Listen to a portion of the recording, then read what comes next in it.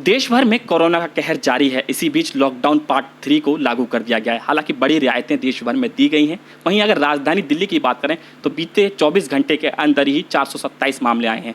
तो कहीं ना कहीं एक बड़ा सवाल खड़ा होता है। पूरी राजधानी दिल्ली रेड जोन में है, इसके बावजूद भी रियायतें दी गई हैं। बात करें शराब के ठेकों को खोलने की भी अनुमति दी गई है। हालांकि शर्तों के साथ अनुमति जरूर दी गई है कि दूरी बनाए रखें, सोशल डिस्टेंसिंग का पालन करें, लेकिन एक बड़ा सवाल जरूर खड़ा होता है। इसी विषय पर हमारे साथ बातचीत के लिए मौजूद हैं गोंडा विधानसभा से विधायक अजय महावर जी। उनसे सीधे बात करते हैं। सर, रियायतें दी गई हैं, कहीं ना कहीं लगातार राजधानी दिल्ली में मामले बढ़ते जा रहे हैं। शराब के ठेकों को खोलने की अनुमति दे दी गई है, साथ ही साथ विभागों को खोलने की अनुमति दी गई है, चाहे प्राइवेट हो चाहे सरकारी हो।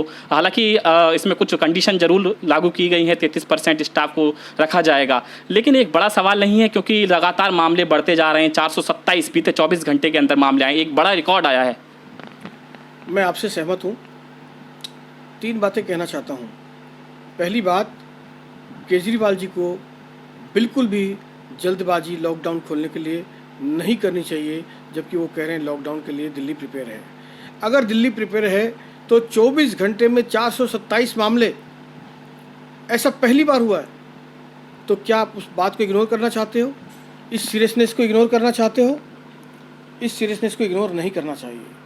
दूसरी बात, दिल्ली पूरी रेड जोन में है। रेड जोन में होने के बाद भी आप शराब के ठेके खोलते हो, वहाँ लंबी लंबी लाइन लगती है, सीआरपीएफ बुलानी पड़ रही है।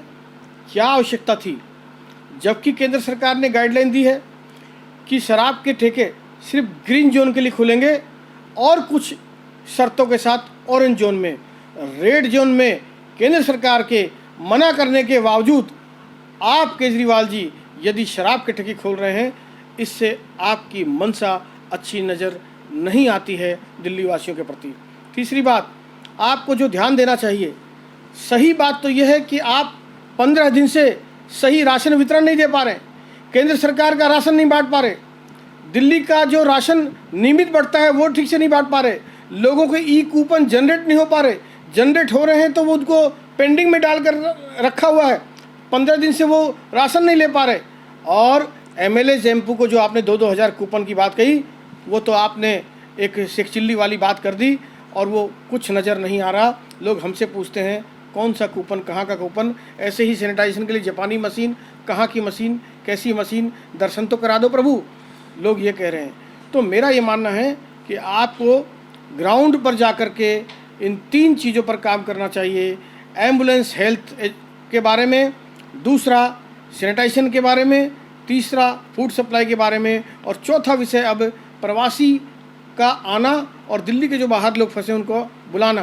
दोनों के लिए भी 4 दिन हो गया, चौथा दिन है।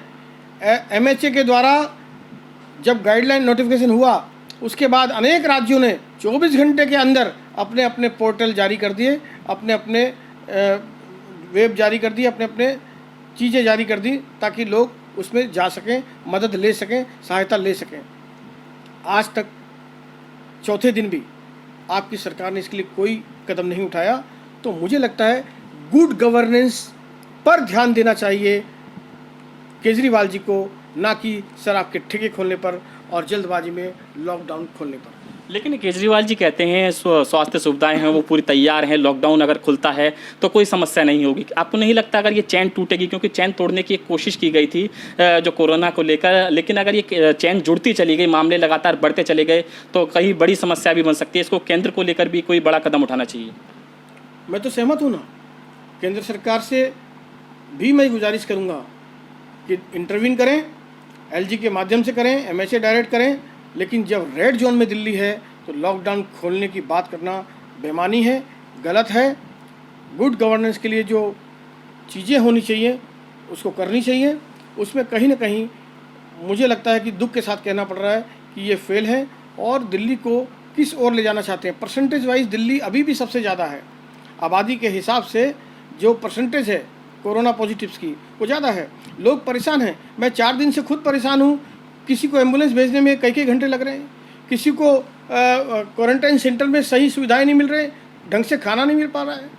तो किस प्रकार वो सोच रहे हैं बेसिक सुविधाओं को जनरेट नहीं करके, और वो सिर्फ एक जनरल प्रोसेस से दिल्ली को आगे ले जाना चाहते हैं। तो शायद दिल्ली के लिए घातक भी साबित हो सकता एक है। सवाल और है, संगम बिहार की बात करें तो वहाँ पर महिलाओं ने प्रदर्शन किया था कि शराब के ठेके खोलना गलत है, इसको बंद किया जाए, क्योंकि कोरोना का कहर लगातार बढ़ता जा रहा है। दिल्ली वाले कहें तो अधिकतर जागरूक हैं, महिलाओं ने प्रदर्शन किया। कि आपके घोंटा विधानसभा में भी ऐसी कोई शिकायतें आ रही हैं? मेरे पास आज सुबह से बहुत फ़ोन आए हैं और वो यही कह रहे हैं कि ऐसा क्या दबाव है, हमारे पास घर में पैसा नहीं है। अब जिसका पति पीने के आदी हो गया है, जो पैसा बच्चे के दूध का राशन का रखा हुआ था, वो भी अपनी पत्नी से जोर जबरदस्ती करके बहुत दिन की हुड़क मिटाने के लिए शराब के ठेके पर लाइन में खड़ा हुआ है। ये बड़े दुख की बात है। क्या इसके लिए आप भी कोई आवाज़ उठाएंगे, आप भी कोई आवाज़ बुलंद करेंगे ताकि सरकार जागे? क्योंकि इस तरीके का कदम कहीं ना कहीं एक खतरनाक कदम भी हो सकता है, कोरोना के मामले और दिल्ली में बढ़ सकते हैं। निश्चित रूप से मैं स्वयं भी उठाऊंगा, आपके चैनल के माध्यम से भी उठा रहा हूं और विधायक दल भी पूरा दिल्ली का इस मुद्दे को उठाएगा। कहीं ना कहीं अजय महावर भी इस कदम को गलत ठहराते हुए बता रहे हैं, क्योंकि जो रियायतें दी गई हैं वो बिल्कुल गलत हैं। क्योंकि अगर बीते 24 घंटे की बात करें तो लगातार मामले बढ़ते नजर आ रहे हैं। 427 एक नया रिकॉर्ड सामने आया है। तो कहीं ना कहीं इस रियायतों को अभी नहीं दिया जाना चाहिए था और लॉकडाउन में अभी ढिलाई नहीं दी जानी चाहिए थी। सहयोगी दिव्यांशु मल्होत्रा के साथ अनमोल कुमार, टोटल न्यूज़, दिल्ली।